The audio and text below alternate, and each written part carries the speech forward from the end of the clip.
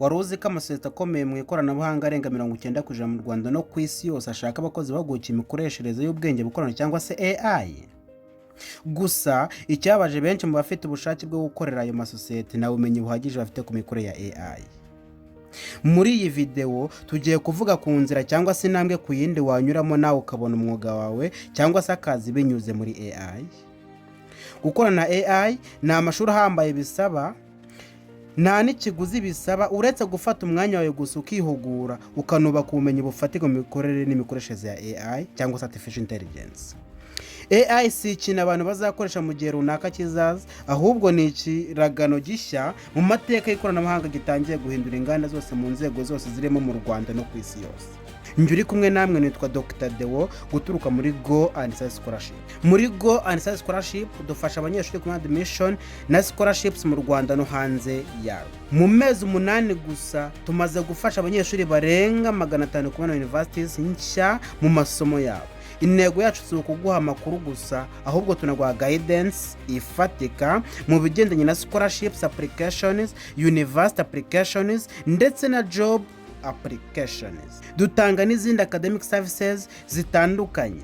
Dukorana n'ibigo bitandukanye bitanga amasomo short courses ndetse na private candidates. Reka tugaruke ku ngingo y'uyu munsi. Ukuvuduka kw'iterambere ry'ubwenge bw'ubukorano artificial intelligence kwatumye buhindura inganda zitabarika, kuva ku kwandika content creation kugeza ku busesenguzi bw'imibare data analytics. Ibyerekezo by'isoko ry'uyu munsi byatumye habaho kwiyongera gukabije ku buryo AI ikoreshwa mu bukungu bwose, bituma biba byoroshye kurusha mbere hose kubona uburyo bwo kwinjiza amafaranga ukoresheje AI.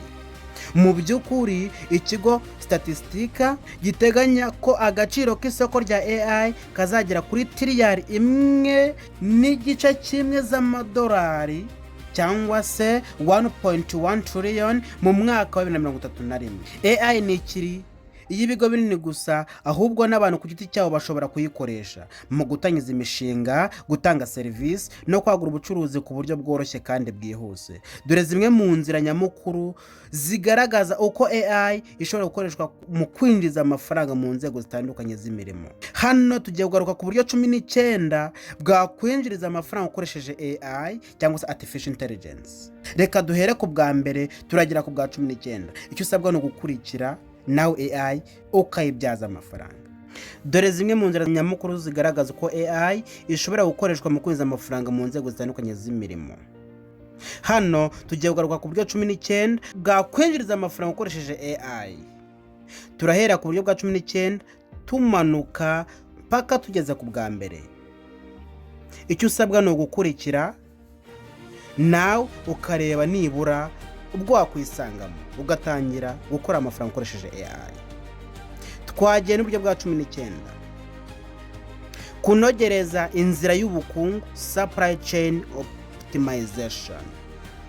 AI ifasha kwihutisha itangwa ry'ibicuruzwa, delivery no kugabanya ikiguzi cy'ingendo binyuze mu gupanga inzira nziza imodoka zinyuramo.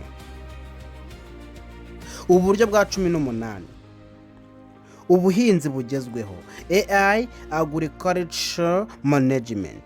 AI ifasha abahinzi kumenya uko imyaka imeze, gupredicting umusaruro no kumenya amazi cyangwa ifumbire ikenewe mu mirima hagendewe ku makuru ya satellite cyangwa drone.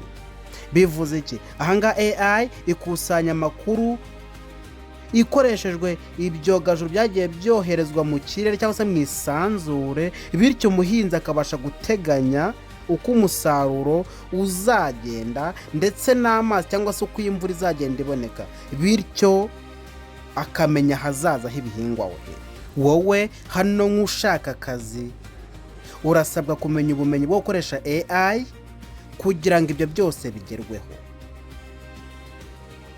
Ubwo bwari uburyo bwa 18. Reka dukomeze mu buryo bwa 17 na 7 cyangwa se wakwifashisha mu gihe waboze gukoresha AI. Gucunga ibikoresho, AI inventory management. AI igufasha kumenya ibicuruzwa bishize mu bubiko n'igihe bigomba kongerwa bitewe n'uko abantu babigura. Shopify ifite uburyo buhuza ububiko bwawe bwa online n'ubusanzwe mu buryo bwikora. Ibyo murabyumva neza. Ahangaha ntibisaba ubugenzuzi bwawe bwa buri kanya, ahubwo AI yawe uko uzi kuyikoresha ikwinstaringira ibintu ku buryo byikora, ukamenya ngo ese ibi byashize, ibi byaje. Muri make urasabwa ubumenyi bwo gukoresha AI, ubundi ubuzima bukoroha, ubucuruzi bukagenda neza. Ibyo wabyumvishe neza. Reka dukomeze n'uburyo bwa 16. Umutekano kuri internet. AI cyber security. AI ifasha ibigo gutahura ibitero bitaraba by'abahackers mu gihe nyacyo cyangwa se real time. Ibi ni ingenzi cyane ku mabanki n'ibigo bifite amadata y'abantu benshi. Wowe icyo usabwa, iga ukoresha AI neza, nawe umenye uko uzagenda utahura ibyo bitero, bityo ibyo bigo bikomeye bicunze imitungo y'abantu benshi bizaguha akazi nk'umuntu ufite ubumenyi mu gukoresha AI cyber security. Reka dukomeze muri bwa 15. Gushaka abakozi. AI hiring and recruitment. Aha wubaka uburyo bwa AI buyungurura imyirondoro y'abakozi, ibyo bita mu ndimi z'amahanga CV screening, bityo ikegeranya abakwiye akazi kurusha abandi, bikabungabunga igihe cya human resource. Reka dukomeze kuri 14. Amasomo n'amahugurwa. AI based training. Ushobora gukoresha AI gutegura integanyanyigisho, course outline no kwandika amasomo ziho ubuhanga, maze ukayagurisha ku bantu bashaka ubumenyi bushya. 13. AI mu by'imari predictive finance. Abahanga mu by'imari bakoresha AI kugira ngo bamenye uko isoko ry'imigabane rizifata cyangwa se gutahura ubujura, ibyo bita mu ndimi z'amahanga fraud detection.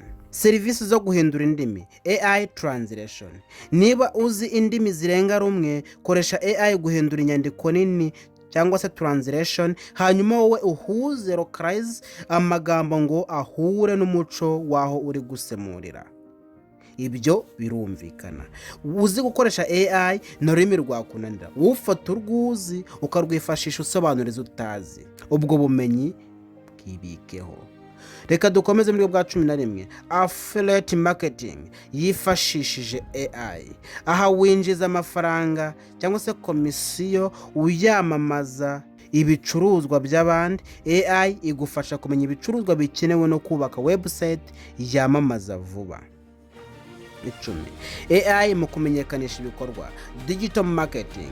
AI igufasha gucunga imbuga nkoranyambaga, kwandika blog post no gupanga amatangazo yamamaza ads akoresheje imibare igaragaza ibyo abantu bakunda. SEO cyangwa se search engine optimization. Yorohejwe na AI ituma ubonwa n'abakiriya vuba. Kadukomeze ku 9. AI mu gukora video. AI video editing. AI ishobora gukata no gutunganya video ukoresheje amabwiriza yanditse. Ibi bikora kuri video za YouTube kugeza ku biganiro bya televiziyo. Aha wifashisha AI nka Picture AI na Animoto. Kadukomeze ku 8. Kubaka imbuga za internet. AI website creation. Ubu AI ishobora gukora website yose mu minota mike, yaba y'ubucuruzi cyangwa yawe bwite portfolio. Ibi bikura ukoresha igihe kirekire wiga web design ihambaye. 7. Guhanga amafoto. AI graphic design. Koresha AI nka Midjourney cyangwa Dore ukore amalogo ya business zitandukanye, amafoto y'imbuga za internet cyangwa ishushanyo by'imipira, t-shirt. Nyuma yaho ukoresha ubumenyi bwawe bwo kweditinga kugira ngo ubinonosore neza. Igihe bitwara icyumweru kimwe kugeza kuri 2 kugira ngo ugurishe logo ya mbere cyangwa mbere yaho. Urumva ko ni igihe gito cyane ugereje n'igihe wari kuzata mu ishuri wiga graphic design. Niyo mpamvu AI yabyoroheje rwose. Icyo usabwa ni ubumenyi, ahasigaye ibigo bikora ama graphic design bikaguha akazi nawe ugatangira gukirigita inoti. 6. AI prompt engineer. Ubu ni ubuhanga bwo kwandika amabwiriza cyangwa se instructions ahabwa AI kugira ngo itange ibisubizo byizewe neza. 5. Kwandika content, AI written content. Abanditsi b'ama freelancers ubu bakoresha AI kwihutisha akazi kabo. Niyo utaba umwanditsi ushobora kuba AI editor ugakosora ibyo AI yanditse kugira ngo bigire umwimerere wa muntu. 4. Chatbots na virtual assistants. Hari isoko rinini ry'ibigo bikeneye AI chatbots zo gusubiza abakiriya vuba na bwangu, replying to thousands of messages per minute. Gukora chatbot ikora neza bitwara icyumweru kimwe kugeza kuri 3. Iyo ibintu babimenye rwose abantu benshi baguha akazi. Kadukomeze kuri 3. Ubusesenguzi bw'imibare, AI data analytics, aho ukoresha tekinike nka deep learning na natural language processing kugira ngo uhindure amadata, raw data mu amakuru yumvikana afasha ibigo gufata ibyemezo. Aka kazi gashobora kuguhesha byibura 300 mu kwezi gusa. Ibi bisaba kuba ufite ubumenyi mu gusesengura imibare. Ku byumweru 3 kugeza kuri 6 ku mishinga ya freelancer watangira kubona abakiriya. Reka dukomeze n'uburyo bwa kabiri wakwifashisha AI ukinjiza amafaranga. Kwandika program, AI software development. AI ishobora kuguha code zikora porogaramu z'ubwoko bwose. Ibi bigufasha kwibanda ku miterere y'umushinga cyangwa se strategy aho gutakaza igihe ku tuntu duto kwa coding. Ibi bikoresho wakwifashisha ahanini nka GitHub, Copilot cyangwa ChatGPT. Izo ni AI zigufasha rwose muri software development mu buryo bworoshye cyane. Aha igihe wabikoze neza ushobora kubona akazi ka mbere byagufata ibyumweru 2 kugeza kuri 3 niba ufite aho werekana ibyo wakoze portfolio. Noneho reka dukomeze mu buryo bwa mbere. Noneho AI yagufashamo urwose ukinjiza amafaranga. AI mu bucuruzi bwa online cyangwa se ibyo bita mu ndimi z'amahanga e-commerce. AI iri guhindura uburyo bwo kugurisha kuri internet. Ntabwo ukeneye kuba uzi coding cyangwa uba ufite igishoro gihambaye. Platforms nka Shopify zikoresha AI kugira ngo zikubakire iduka, store design no kwandika ibisobanuro by'ibicuruzwa, product description. Uburyo ibikorwamo, ujya kuri Shopify Magic ubundi ukandikamo inyandiko zamaza wewe uhitiyemo cyangwa sidekick igufasha mu mirimo ya buri munsi. Uburyo bushobora kuguha abakira mu byumweru 2 kugeza ku byumweru 8 kandi besh ukinjiza gatubutse. Muri iki kiganiro nabwiye ko AI atari ikoranabuhanga ry'igihe kizaza ahubwo ni iry'ubu ngubu rwose.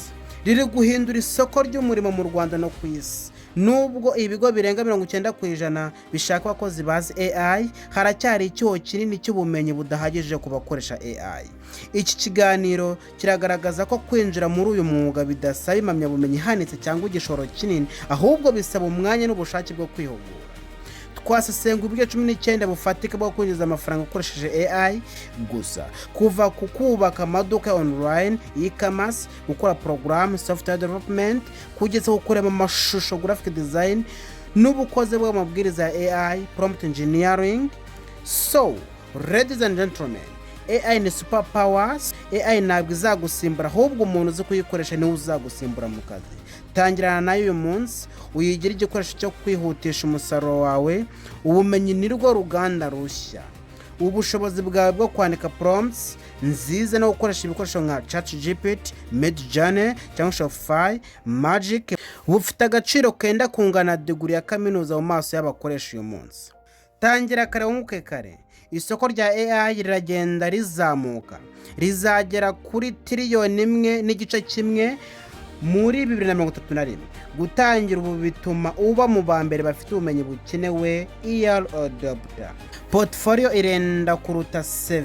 Aho kuvuga ko uzi AI, kora umushinga ufatika nka website, chatbot cyangwa design unyuze kuri GitHub cyangwa LinkedIn. Ibyo wakoze nibyo bizaguhesha akazi. Go and Study Scholarship iri kumwe nawe. Niba ushaka kwagura ubumenyi bwawe binyuze mu masomo yo mu Rwanda cyangwa hanze yarwo, turi hano ngo tugufashe kubona admission na scholarships zagufasha kugera ku nzozi zawe mu buryo bw'ubuhanga. Murakoze cyane, turabashimiye.